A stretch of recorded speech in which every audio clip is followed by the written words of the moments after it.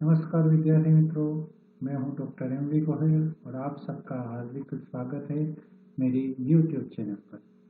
मैंने मित्रों आगे एक वीडियो आपको प्रस्तुत किया है जिसमें अज्ञे जी का परिचय है। वहां पर मैंने कहा था कि उनकी एक कहानी नारंगिया, उस पर मैं आपसे बात करूंगा। तो आइए हम इस वीडियो में उनकी नारंगिया कहानी पर बात करते हैं। मित्रों, हम सब जानते हैं नारंगिया यानी क्या। यह एक फल का नाम है। संतरा भी जिसे कहते हैं, ऑरेंज कलर का होता है। ऑरेंज भी इसे अंग्रेजी में कहा जाता है। इसी शीर्षक पर अज्ञे जी ने एक कहानी आपके कोर्स में रखी है और वह है नारंगिया शीर्षक से। कहानी का मूल भाव दो भाइयों की कथा के साथ शुरू होता है।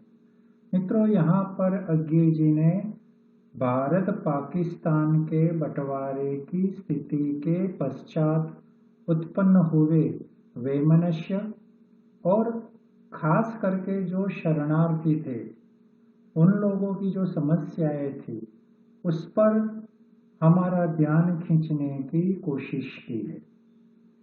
हम सब जानते हैं कि भारत पाकिस्तान का जो बंटवारा हुआ था और उसके बाद भारत से कई पाकिस्तान चले गए और पाकिस्तान से कई लोग भारत में आए। यहाँ पर अज्ञे जी ने भारत आए हुए, पाकिस्तान से भारत आए हुए ऐसे कई शरणार्थियों यानी कि रिफ्यूजियों की बात की है। हम सब जानते हैं कि उस समय शरणार्थियों का कैंप लगा रहता था। ऐसे कैंप में कई लोग जो अपना घर बार, अपनी जायदाद, मिलकतें, जमीन सब कुछ छोड़कर खाली हाथ जब यहाँ आए थे, उनके पास कुछ भी नहीं था। पर धीरे धीरे धीरे समय के प्रवाह में आगे चलते हुए वह कुछ न कुछ करते सेट हो रहे थे। इस कहानी हम देखते हैं हरसू और परसू की बात को। अचानक एक दिन हम देखते हैं कि हरसू ने शरणार्थी कैंप के छोर पर एक दुकान लगाई है और वह है फल की। वह नारंगिया लेकर बैठा है और अच्छी तरह से सजाकर उसने दुकान जब लगाई तो शरणार्थियों की उस बस्ती में बहुत बड़ी आश्चर्य की बात यह हुई कि अरे, इन दोनों भाइयों में से किसी एक ने तो काम करना शुरू किया। कारण था यह क्योंकि हरसू और परसू को लेकर शरणार्थी कैंप में यही बात होती थी कि ये दोनों भाई महा आलसी है। कैसे उनका गुजारा चलता है, सभी के लिए प्रश्नार्थ था। कई लोग मन में सोचते थे कि शायद ये लोग चोरी करते हैं, कहीं से चोरी करके माल ले आते हैं या कुछ भी करके पैसे कमाते हैं, लेकिन ऐसी कोई बात नहीं थी। अज्ञे जी मूल भाव से यह बात कहना चाहते हैं कि हर्षु ने जब दुकान लगाई पूरी बस्ती में यह बात फैल गई। कुछ बच्चे छोटे उसी बस्ती के जो नंग धड़ंग घूमते थे, उन्होंने जब नारंगियों की दुकान देखी तो एक ललचाई नजर से वहां पर दौड़कर आकर खड़े हो गए। जब बच्चों की भीड़ उसके जो दुकान लगाई थी उसके सामने खड़ी रही तो हर्षु ने बड़े प्यार से कहा कि नारंगियाँ खानी है, जाओ घर से पैसे ले आओ और खरीद लो। हर्षु, जो हर्षु का भाई है, वह यह बात सुनता है और वहीं से वह ताना देते हुए कहता है, क्या बात है भाई, आज तूने दुकान लगाई और बच्चों से पैसे मांगता है, शर्म आती है कि नहीं। परसू हर बात में हर्षु को कुछ न कुछ ऐसी बात करता है जिससे झगड़ा हो सकता है, लेकिन हर्षु बहुत समझदार है। वह मौन हो जाता है और हम सब जानते हैं कि मित्रों, मौन एक ऐसा शस्त्र है जो कोई भी झगड़े फसाद को रोकने का काम करते हैं। जब बच्चे वहां पर खड़े हैं और उनको जब कहता है हर्षु के जाओ घर जाकर पैसे ले आओ, एक पैसे की आपको मिलेगी नारंगी, इस तरह से वह बात करता है। और कहानी में हम आगे यह भी देखते हैं कि बच्चे चले भी जाते हैं। परसों भाई की यह जो नई दुकान की बात देखता है, खुश भी होता है, लेकिन वह जब बोलता है तो कड़वा ही वचन बोलता है। कारण यह दिखाया गया है कि लेखक ये कहना चाहते हैं कि दोनों भाई जिस तरह से बंटवारे के बाद शरणार्थी के रूप में यहाँ रहते थे, उन्होंने देखा कि उनके साथ आए कई लोग धीरे धीरे धीरे करके कुछ न कुछ काम धंधा करने लग गए और यहाँ के वातावरण में अपने आप को डालने की कोशिश करने लगे और इस तरह से उनका जीवन चलने लगा था। हर्षु ने जब दुकान लगाई तो बस्ती को इसीलिए आश्चर्य हुआ था कि इतने दिन तो इनके कैसे निकले, लेकिन अब अच्छा है कि चलो इन्होंने कुछ काम करना शुरू किया।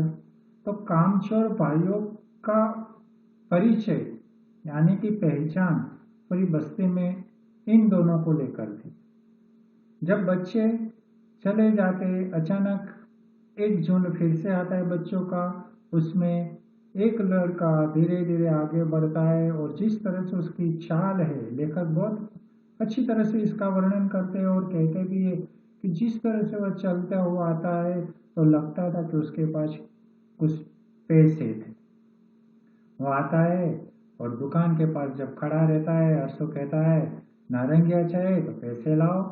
वह लड़का अपने पास जो पैसे थे दुवन्नी वो लेकर उनको देता है। हर्षु कहता है कि ठीक है, उसको नारंगी भी देता है, बाकी लोगों के पास पैसे नहीं थे।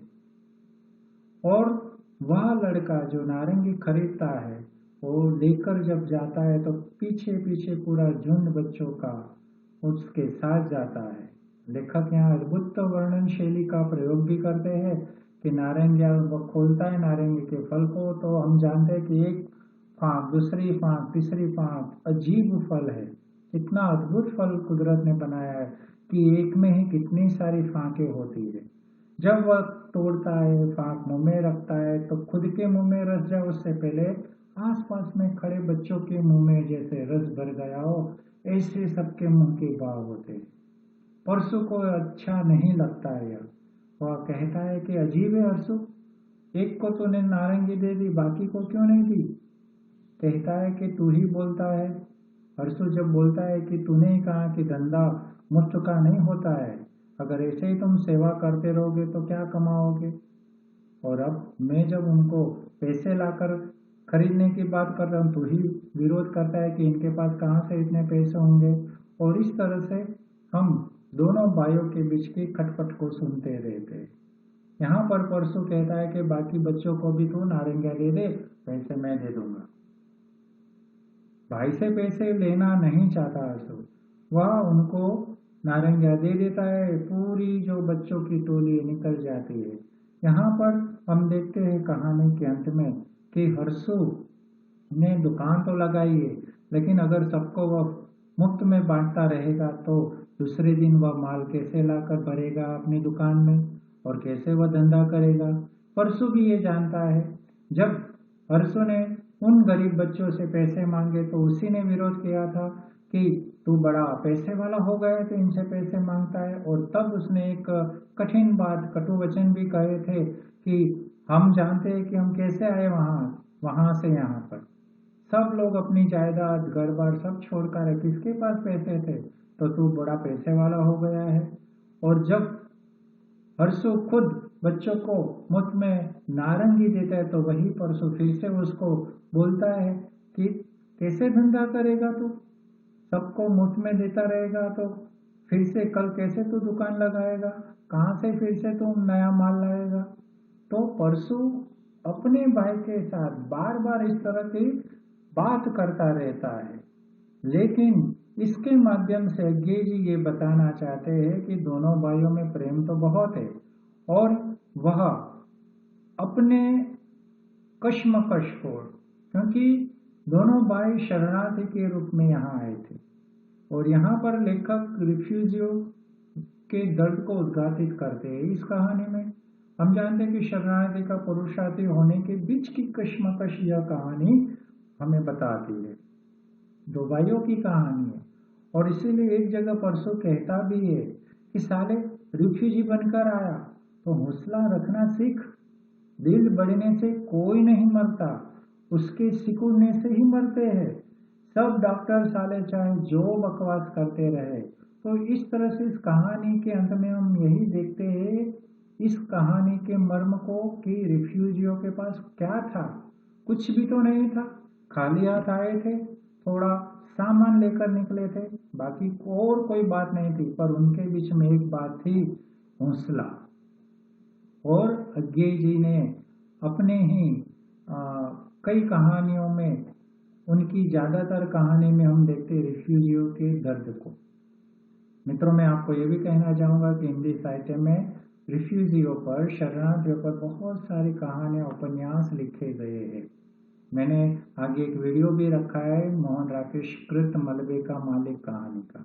वह भी भारत पाकिस्तान बंटवारे के विषय को लेकर ही लिखी गई कहानी है। वहां पर भी शरणार्थियों के दर्द को ही बताया गया है, लेकिन अज्ञेय जी उस बात को लेकर लिखते हैं कि यह सब आए यहाँ पर, उनके पास कुछ भी नहीं था, लेकिन बस जो कुछ था तो वह एकमात्र उनका हौसला था, जो उनको जीवित रखता था। मित्रों, मुझे आशा है कि आपको यह कहानी अच्छी लगी होगी।